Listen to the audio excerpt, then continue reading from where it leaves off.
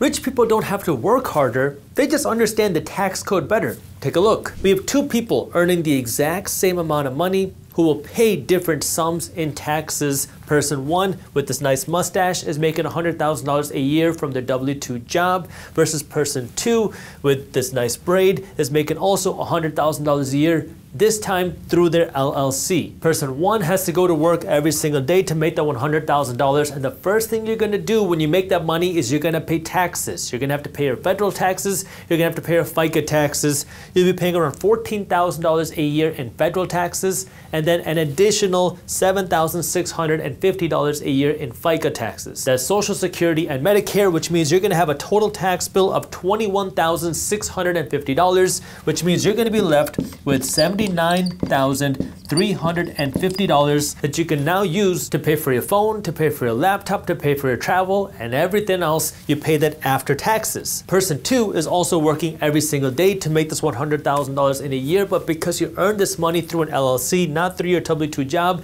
the first thing you pay is not taxes, is you pay your expenses. So if you need a car for your business, you subtract that. You can pay for your home office, you pay for your laptop, you pay for your phone, you pay for the travel for your business. Let's assume that you have $40,000 a year in these business expenses. That means you are left with $60,000 of taxable income. Now, when you have the $60,000 of taxable income, you only pay taxes on that $60,000. Now, this is where things get interesting, because when you earn your money from a job, you have to pay your federal income taxes and your FICA taxes on all $100,000. But when you have an LLC and you elect to be taxed as an S-Corp, I'll explain what that means a little bit later in this video. What you can do is you can separate the $60,000 into different types of buckets. You can separate it into your salary bucket, and then you can separate it into your profits bucket. The reason why that matters is you pay this FICA tax only on your salary. You do not pay FICA taxes on your profits. So let's break this down.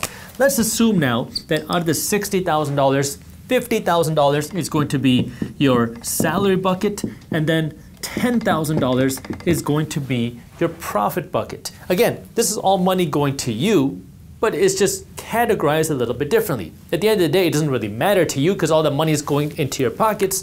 The only difference is you get to pay less money in taxes. So now, when you have the same $60,000, $10,000 is profit, $50,000 is salary, the first thing you gotta do now is pay your federal taxes. Now you're gonna be paying a little bit over $5,200 in federal taxes as opposed to $14,000, because now you have $60,000 with the taxable income, not $100,000. And then you have to pay FICA taxes. Before you paid $7,650, this time you're gonna pay actually the same, $7,650 in FICA taxes, because your FICA taxes are actually split between the employer and the employee.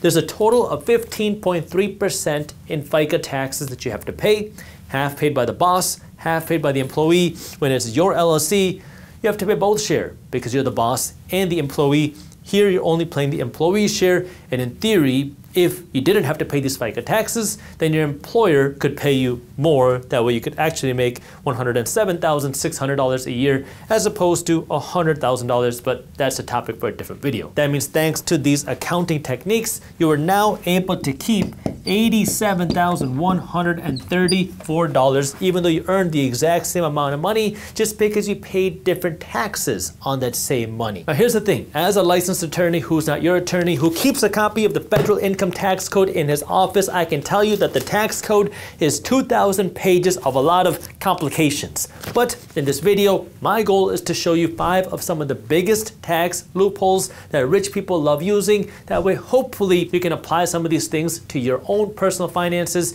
so you can hopefully keep some additional money instead of giving it all in taxes. Now, of course, this is not intended to serve as financial advice. If you have specific questions, please talk to a financial advisor or a tax advisor in your area, because I'm just a random guy on YouTube. Tax deduction number 1 is ordinary and necessary. The IRS says that you can deduct ordinary and necessary expenses from your business's revenue. There's 2 parts to this that I want you to understand. Number 1 is, what is ordinary and necessary? And number 2, what does your business mean? What if you don't have a business? Can you still apply this? And I'm going to show you that. Let's start with ordinary and necessary. Ordinary and necessary means if you have a business, you can make money and then pay the expenses for your business before you pay taxes, because if you had to pay taxes on your revenue, not your profits, then you would never be able to make any money, because if you have expenses like your salaries and your rents and your softwares, well, you can't pay taxes on money that you don't have. But this is where the IRS and accountants can get very crafty into defining what is ordinary and necessary for your business. A few years ago, my accountant called me and said, "Hey, Jaspreet, how do you feel about G-Wagons?" Now, I'm not particularly in love with G-Wagons. I said that they're nice, and he said, "You should get a G-Wagon." I said, "Why?" Because there was a very popular G-Wagon write-off going on, and what this meant is if you bought a $100,000 G-Wagon, you could take a $100,000 write-off from your business. Now, the question is, how is a G-Wagon ordinary and necessary for your business? And this is what my accountant said is, you can say because you're an influencer that you need to have a G-Wagon to maintain a particular image as you run your influencer business. Now, you can start to see how accountants can be very crafty. I didn't go out and buy the G-Wagon because I don't want to spend that type of money just for a write-off, but you can start to see how ordinary and necessary can be a very broad term. Ordinary necessary expenses could be a portion of your meals and entertainment expenses. It could be a portion of your cell phone expenses. It could be a portion of your home office expenses. It could be a portion of your laptop expenses. It could be a portion of your travel expenses. If you have to fly to Florida and you're looking at rental properties out there to potentially purchase, well, that is a business expense. And maybe while you're there, you get to stay at a nice hotel, you have to eat at some restaurants, and maybe you got to go to Disney World. But if you're going there for business, well, you can deduct a portion of that travel from your business's revenue. Again, this is why it's so important for you to have a good accountant, because they can help you figure out how to use this deduction to pay less money in taxes legally, because if you do it wrong, you could pay penalties, fines, or potentially end up in jail. The second part to this is understanding, what does this business part mean? And there's a few things I want you to understand. Number one, let's say you have a job, you're working full-time. You might say, I don't have a business to take advantage of this ordinary and necessary expense. But what if now you're working full-time? Let's just say you're a data scientist and you have a very busy job as a data scientist, but you like gardening. And so you have this idea to start a gardening blog on the internet. So you start this gardening blog, you have an Instagram page, and now you create your own LLC. You create an entity for this business. And now you have expenses for this business. Maybe you have to buy a laptop. Maybe you have to buy a cell phone for this business. Maybe you have to pay for some softwares online. And maybe you have to pay for some gardening tools, some gardening classes to run this business. If you have a loss from this business, this hobby that you're running, well, you could potentially take that loss and offset some of the income that you have from your job to lower your taxable income. Option number two is you have this full-time job as a data scientist, as a W-2 employee. Another thing you can say is, hey boss, instead of paying me a salary as an employee, how about you pay me as a contractor? I'll do the same work, but instead of being a W-2 employee, I'll be a 1099 employee. And now when you're being paid as a 1099, well, you can have them pay you into your business account, into your LLC, as opposed to into your personal account. And now if you have expenses to run this business, say a car, say a phone, say a laptop, say a home office, some of these things could be deductible against your business's income, which your boss is now paying you. Now, there's a couple things you got to understand about this. When you go from being an employee to a contractor, you're going to lose some of the benefits that you have at your company.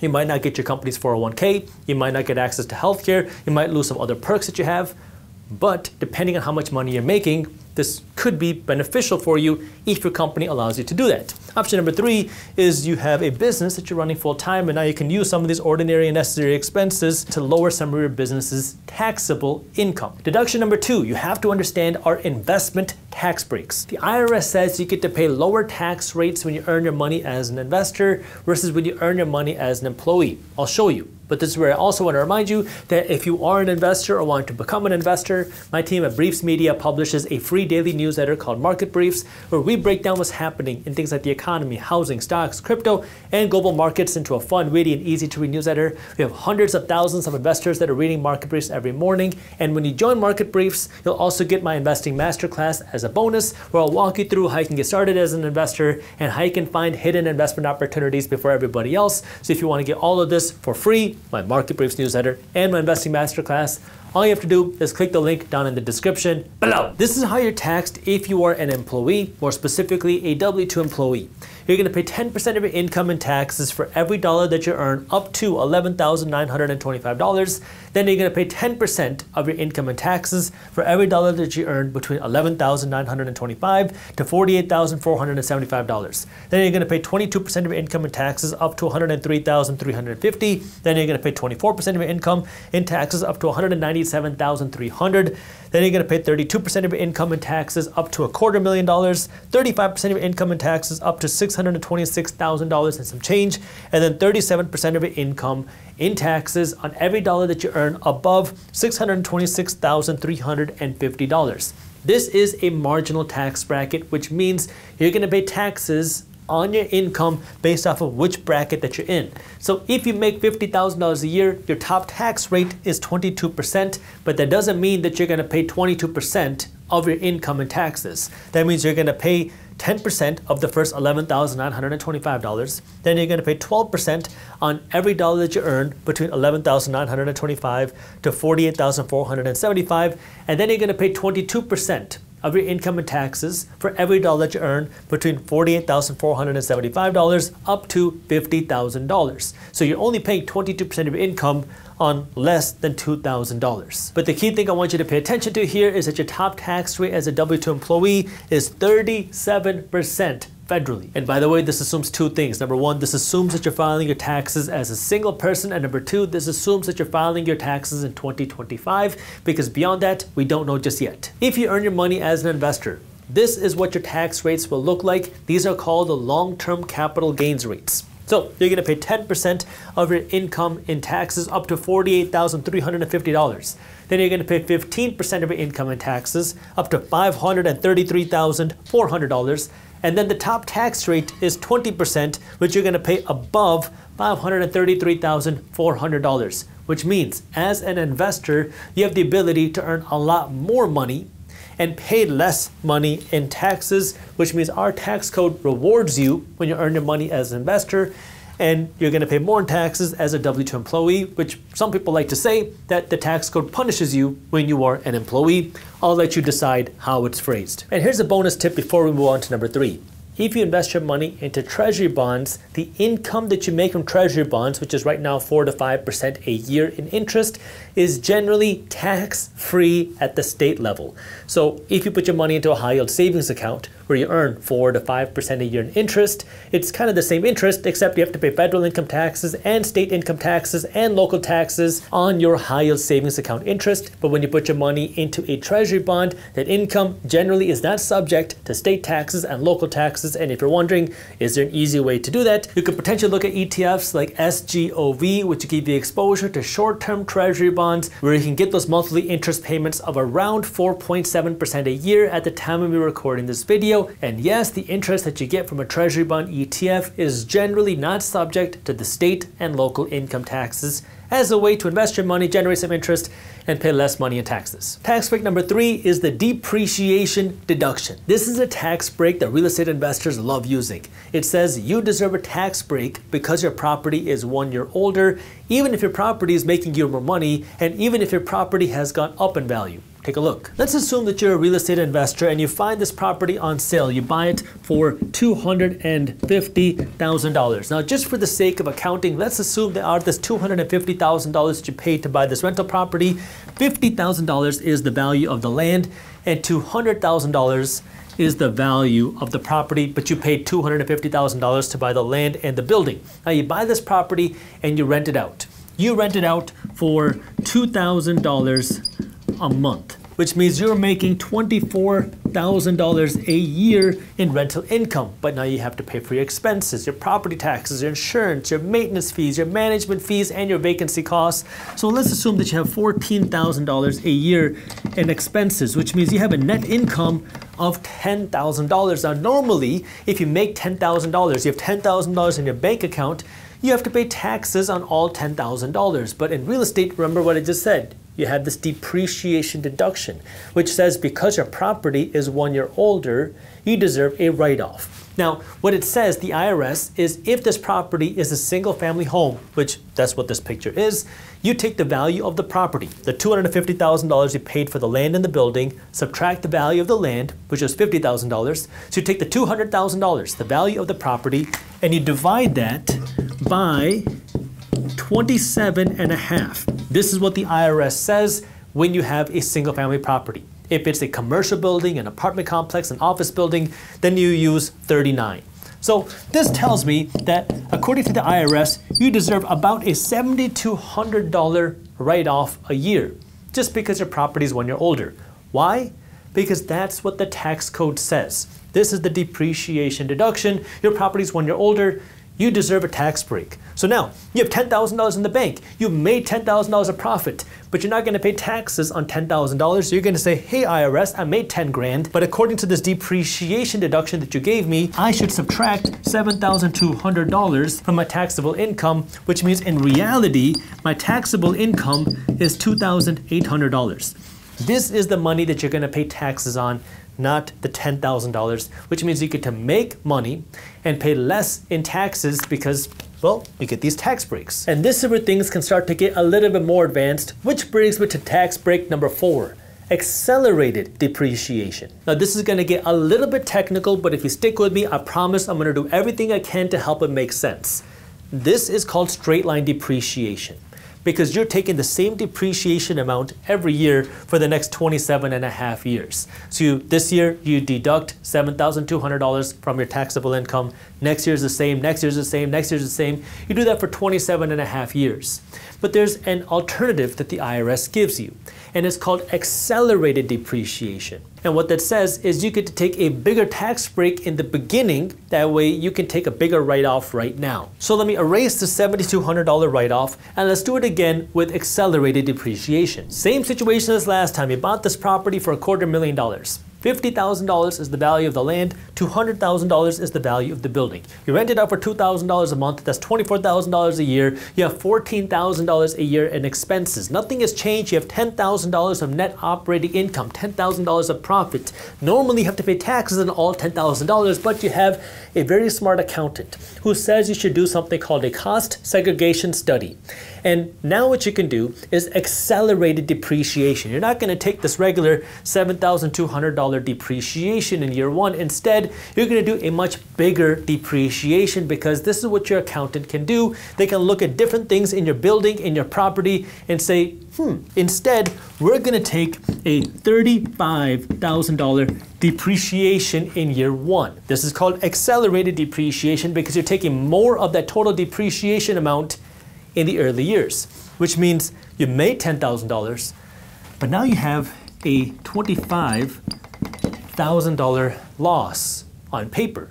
Remember, you have $10,000 in your bank account. You just tell the IRS, I lost $25,000, which means your taxes on this $10,000 of profit is zero, because your taxable income is negative $25,000. But this is where now things can get fun, because what happens if you have a job? This is you. Over here, for my male followers, I'm going to draw a mustache, which in my native language Punjabi we call a much. And for my female followers, I'm going to draw your braid again, which in my native language Punjabi we call a gut. You are making, let's call it $100,000 a year from your job. And this is supposed to supplement your job income. Now, when you make this $100,000 a year from your job, remember, you have to pay taxes on this income, but you have this loss. Could you take this loss and subtract it against this income? And the answer is maybe. If you make $100,000 a year or less, you can deduct up to a $25,000 loss against your income, which means in this situation, you're making $100,000 a year. You have the $25,000 loss from your properties. Now you pay taxes on only $75,000. Remember, you made the $100,000 from your job, you made $10,000 from your property, you're not going to pay $0 in taxes on this because of your depreciation. And then this depreciation is going to carry over to your job income. That way you can also lower how much money you're going to pay in taxes. So you're only going to pay taxes on $75,000 of your job income. So not only did you get to take away that taxes, but you also lowered these taxes. Now, if your income is over $100,000 a year, you won't be able to take this loss against your income. You'll have to carry this loss forward unless you fall into one of the IRS's exemptions. And you can start to see how a good accountant can be very valuable, because what the IRS says is normally if you make over 100 grand a year, you can't take this loss against your regular income. But if you are a real estate professional, meaning most of your time is spent actively taking care of your properties, actively working in real estate, well, now you can make over $100,000 a year and take this loss and deduct it against your active income. Now you might say, well, Jaspreet, I'm a data scientist. How am I supposed to do that? Well, if your spouse, your husband or wife, is a real estate professional, they're managing the rental properties, they're actively working there, and that's what they're doing most of their time, well, now you as a couple can qualify to take this loss against your active income. You can see again why it's so important to understand the tax codes, because it's not just working to earn more money, it's also understanding how you can keep more of the money in taxes legally. And the third option that you have is if you turn this property into a short-term rental, like an Airbnb, where the average rental is less than 7 days, well, now you can take this loss against your active income if this is a short-term rental as opposed to a long-term rental property. And now we can kick it up one more notch, which brings me to tax break number 5, the like-kind exchange. If I invest $1,000 in the stock market and my $1,000 turns into $5,000 and I sell my stocks, well, I have to pay taxes on that income. Even if I take all $5,000 and I buy a new stock, I'm going to still have to pay taxes on my $4,000 of profit. In real estate, you don't always have to. So let's go back to this example. I bought this property for $250,000. Yes, I rented it out, I'm making money, I'm getting these tax breaks. That's all great, but let's ignore all that for a second. Let's assume now 5 years go by. Yeah, I've been making money. Yeah, I've been getting these tax breaks, but now my property is not worth $250,000. I find out on Zillow that it's worth $500,000. Oh baby, my property doubled in value. Now I could sell my property and have this $250,000 gain. I got to pay taxes on that. Or I could do something different.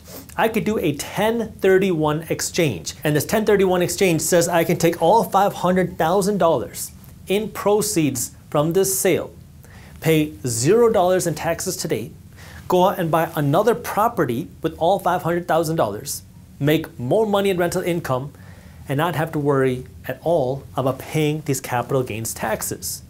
And I can do that again and again and again until I die, assuming that I own the property for at least 1 year, because it's real estate, and real estate has some of the biggest and best tax breaks that a tax code has to offer. This is called the 1031 exchange. And the 1031 exchange allows you to compound your money, grow the values of your properties, sell your property for a big profit, pay $0 in taxes today, and take all the money, dump it into more properties that are going to pay you with even more cash flow. And now you don't have to worry about paying capital gains taxes or depreciation recapture taxes. And this is one of the ways that wealthy people are able to grow the value of their wealth tax-free, because when their properties go up in value, instead of selling it for a profit, they just take all that money and buy another property and keep letting the properties grow in value while getting these depreciation deductions. That way you can make money, pay less money in taxes, and then a few years later, you flip it and buy another property and do it again and again and again. This way you can compound the value of your wealth. Now, of course, there's a lot of nuances here. It takes work, it takes time, and if you're going to do a 1031 exchange, get a specialist, because there's a lot of rules, and if you do it wrong, you're going to be subject to a lot of taxes. And this is why real wealth isn't just about how much money you make, it's about how much money you get to keep, because if you can make the same amount of money and keep a lot more of it, well, now you can grow your wealth a whole lot faster. A good accountant can help, because you need to have good understanding of the tax code, because for wealthy people, the tax code is a rule book that you just got to learn the rules to, that way you can win in the game. So my hope is that you got value from this video, and if you did enjoy this video, the best thank you is to share this video with a friend or a colleague. That way we can help spread this financial education. And again, if you want to become an investor or see how you can be a smarter investor, you can join Market Briefs to stay on top of the financial news and watch my investing masterclass. I have that link for you down in the description. If you make $80,000 a year from your job, you need to make $80,000 a year from your investment income to be able to quit your job and live your life without changing anything you're doing. With your job, you have to go into work every single day to keep getting paid. With your investments, once you put your money to work, it'll keep paying you.